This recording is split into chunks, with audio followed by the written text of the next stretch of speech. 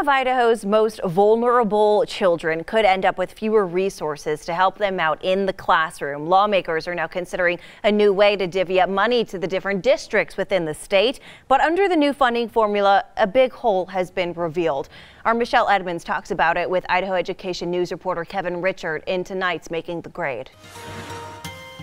The new school funding formula is all based, simply put, and this is a very simple version, but on enrollment in schools rather than attendance. Right. And the problem with that, again, very simply put, because this is so complicated, is that there tend to be school districts, some of them who will come out with more funding in the long run and some that will come out with less. Obviously, we're not hearing from those necessarily who are getting more funding, but explain the Orofino School District, because this point in particular was really shocking to me. Orofino is one of the school districts that is maybe most at risk of losing money in this new formula. And the reason is pretty straightforward.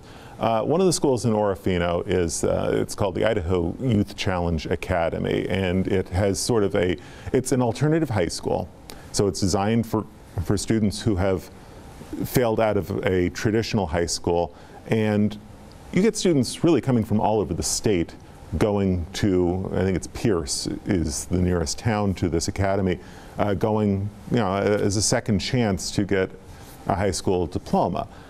Well, that drives up the number of at-risk students in the Orofino School District. The problem is the funding formula committee, the lawmakers on the committee, the consultants who are working on it have been struggling to try to figure out a calculation to reflect at-risk student populations, because I think there's an understanding that students who are at risk need more money. You need to spend more money to give a quality education to a student who is at risk. Now, how do you define a student that is considered at risk? That's the rub, that's the problem. But at any rate, Orofino has a higher percentage of at-risk students, no matter how you define at-risk. So, if you just run the formula, if you run the straight formula the way it's written, Orofino stands to lose about $1.2, $1.3 million in the first year. That's a huge amount of money for a smaller school district. It's a very big amount of money. This is not a rich school district. This is not a big school district. It's only about 1,300 students in all.